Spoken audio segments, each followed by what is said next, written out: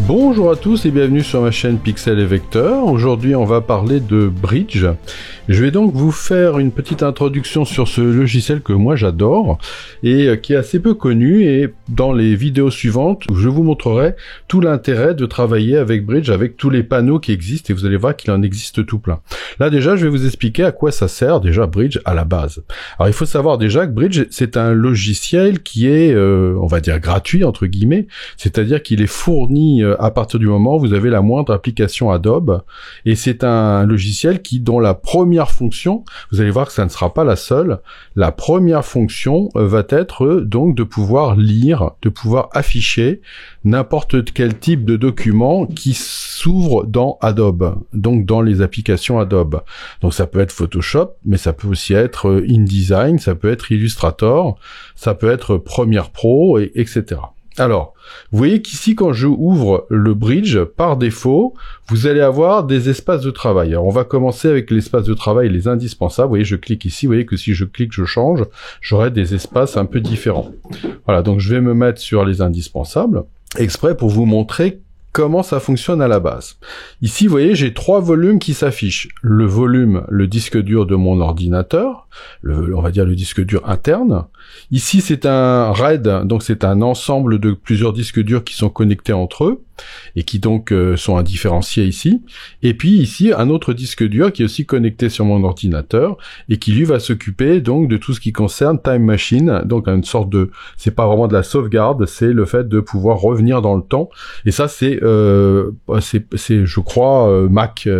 Donc ça, c'est la première chose que vous voyez. Sur la partie gauche, vous allez voir apparaître un élément dossier, et ça justement, alors les utilisateurs Windows vont complètement comprendre tout de suite, puisque c'est exactement le navigateur que l'on retrouve, vous voyez que dans Windows, vous voyez que vous avez ici la totalité de vos dossiers qui apparaissent. Alors pour les utilisateurs de justement de Mac, c'est un peu plus différent, mais vous voyez que là on s'y retrouve un petit peu moins. En plus c'est en liste, moi j'aime bien quand c'est en icône, bon, mais c'est pas le problème. Ok. Et donc l'idée de base, c'est que vous allez pouvoir naviguer soit par les dossiers, soit par le grand contenu ici. Le grand contenu ici, vous allez avoir une tirette en bas qui va vous permettre de pouvoir augmenter la taille de vos images quand vous avez des images. Vous voyez qu'ici, les icônes ne vont pas véritablement bouger, elles vont pas s'agrandir. Ou elles vont peut-être se réduire, mais elles vont pas s'agrandir. Voilà, ok.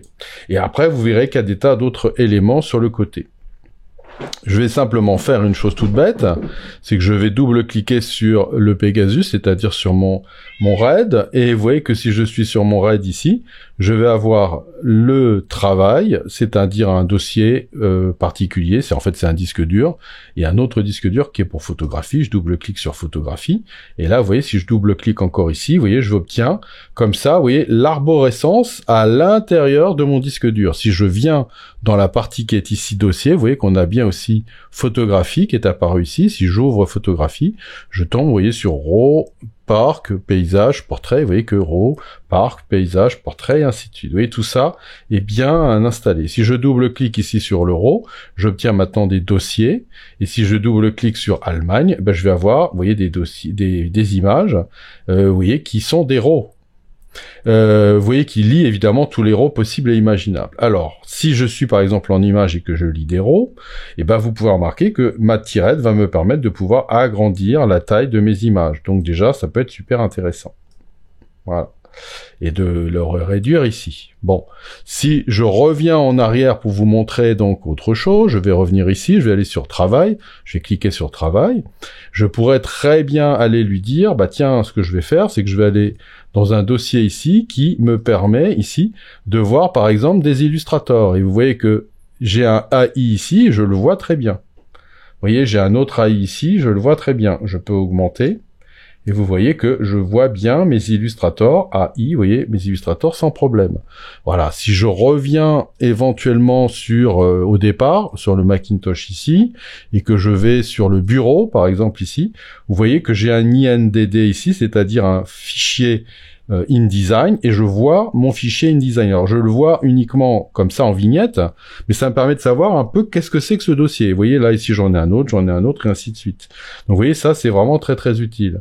Voilà, vous voyez j'ai un INDD ici, je clique dessus et je vois apparaître mon INDD dans les prévisualisations et je peux voir les 2 premières pages. Vous voyez, je peux même carrément lire dedans. Donc, vous voyez, ça peut avoir un énorme intérêt. C'est vraiment un intérêt qui consiste véritablement à voir vos éléments. Vous voyez ici, un autre INDD, je peux voir, vous voyez, vraiment ce que j'ai dedans. Donc là, vous voyez, c'est très bien. Par contre, ici, j'ai un PDF. Je vais cliquer sur le PDF et cette fois-ci, juste non seulement je vais pouvoir voir le PDF sans avoir à l'ouvrir, mais je peux parcourir toutes les pages. Vous avez pu remarquer que pour les InDesign, on avait que les 2 premières pages. Là, j'ai la totalité des pages.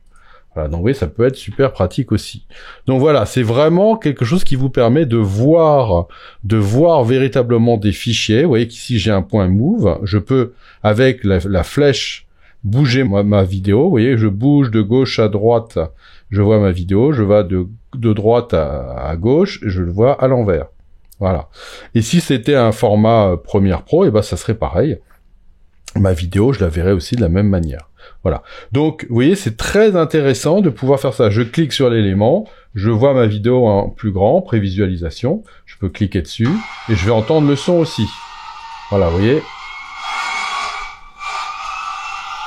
Voilà, donc vous voyez que c'est vraiment très intéressant parce que ça vous permet de ne pas avoir à ouvrir vos fichiers et de pouvoir voir ce qu'il y a dedans.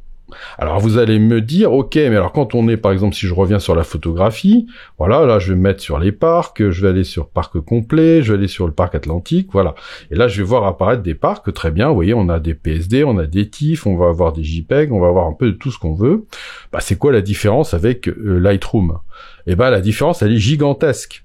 C'est que dans Lightroom, vous allez avoir la possibilité de voir vos images, et une fois que la vignette ici a été générée, eh bien, elle est mise en mémoire, et la fois d'après, votre vignette n'est pas régénérée. Alors que quand vous êtes dans InDesign, dans Bridge, eh bien, il va refaire le travail de création de vos icônes, là, à chaque fois que vous allez ouvrir votre image. Alors, par exemple, je vais me dire que, tiens, j'irais bien, je sais pas, prendre les TIFF ici. Voilà, j'ai instantanément ces TIFF. Bon, bah, ces images-là, elles sont déjà, oui, j'ai un ordinateur très puissant, donc elles se génèrent très très vite, et comme c'est des noirs et blancs, ça va très vite, mais, fondamentalement, elles peuvent se générer plus lentement. Le gros avantage aussi, c'est, je vais revenir peut-être sur la Californie pour avoir quelque chose voilà d'un peu long, et ben c'est que vous allez pouvoir agrandir, vous voyez, vos vignettes au fur et à mesure, et vous voyez que quand je lâche, bon, vous voyez que mes images, voilà, sont nettes, mais au départ, elles sont certainement floues. Si vous avez un ordinateur moins puissant, eh bien, il va falloir le temps qu'elles se génèrent. Donc là, vous voyez, moi, je vois bien mes images ici, c'est vraiment très intéressant, mais je peux les descendre ici. Alors, en haut, ici, vous allez avoir évidemment ce qu'on appelle des espaces de travail, parce que vous allez peut-être, je vais cliquer sur cette image-là, je peux voir une prévisualisation ici, pas forcément très nécessaire, mais je vais surtout avoir les métadonnées, par exemple ici, ou les mots-clés.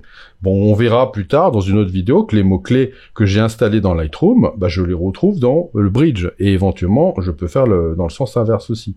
Donc là, vous voyez, j'ai des mots-clés, j'ai un mot-clé, un ensemble de mots-clés qui s'appelle paysage, dans lequel j'ai mis plage, là j'ai TIFF, là j'ai dans monde j'ai USA, vous voyez, donc Californie, vous voyez, j'ai des mots-clés comme ça qui sont venus s'installer, et en cliquant à chaque fois, je vais avoir, vous voyez, une liste différente, vous voyez, qui s'est encore agrandie, avec autre chose dedans. Bon. Très bien. Le truc qui est très intéressant, c'est que vos espaces de travail ici, bah, si je clique sur la table lumineuse, et bah, vous voyez, je vais obtenir comme ça un ensemble d'images sans rien d'autre, et je vais comme ça pouvoir agrandir ou réduire, vous voyez que je peux les réduire ou les agrandir en fonction de ce que je veux. Et s'il y a une photo qui me plaît particulièrement, je me dis tiens, ouais, je sais pas, celle-là elle me plaît bien, je clique dessus, j'appuie sur la barre espace et ça me la met en grand. Et vous voyez que je la vois instantanément en super grand. Voilà. Et si je clique avec la souris sur mon image, je la vois à 100%. Et donc je peux voir si mon image est nette à 100%. Et donc c'est là où éventuellement votre ordinateur peut avoir à recalculer l'image de manière à voir si elle est vraiment nette. Voilà. Vous voyez, je vais reprendre cette image, espace, ok, et clic pour être à 100%. Vous voyez, je vais pouvoir comme ça voir, vous voyez, instantanément si l'image est vraiment nette, si elle l'est pas, et surtout la voir en grand sur mon écran. Et ça, vous voyez, c'est vraiment extrêmement pratique. Et ça, quel que soit le dossier dans lequel vous allez cliquer. Donc, ça veut dire que c'est vraiment un visualisateur, je sais pas comment on peut dire, une liseuse, un lecteur, vous voyez, qui vous permet de voir. Alors moi, je suis photographe, donc j'ai plutôt tendance à regarder des images, mais on peut y regarder n'importe quoi, de la vidéo, des vecteurs, des mises en page, enfin ce que vous voulez, mais à condition que ce soit évidemment dans les applications Adobe, quoi. Donc ici, oui, moi, ça va être du Photoshop. Donc si par exemple, je regarde un peu là, je me dis, tiens, cette image-là, j'aimerais bien la voir pour la retoucher, je double-clique. Et comme j'ai double-cliqué sur cette image et que c'est un TIFF, il va me l'ouvrir automatiquement dans Photoshop. Voilà. Et vous allez pouvoir donc comme ça commencer à travailler sur votre image dedans. Et quand vous aurez fini avec la retouche, eh bien automatiquement, évidemment, dire qu'elle est mise à jour, elle n'est pas mise à jour. Elle va refléter évidemment les réglages que vous avez faits. Voilà, donc vous voyez, c'est vraiment quelque chose qui déjà en soi peut être extrêmement pratique, et on va voir dans les semaines à venir sur d'autres vidéos que on va pouvoir donc faire évidemment des espaces de travail de manière à ce que on puisse travailler de manière plus agréable en fonction de ce que l'on a envie de faire, et on verra aussi qu'il y aura des tas de manières pour trier ces images, pour faire des tas de choses, pour aller regarder les métadonnées, pour faire ça. Bon, je vous montrerai ça au fur et à mesure parce que je trouve que vraiment ce logiciel qui paye pas de mine est vraiment extrêmement pratique. Voilà, et bien j'espère que ça vous a intéressé. Je vous dis à bientôt pour de nouvelles aventures sur Pixel et Vector.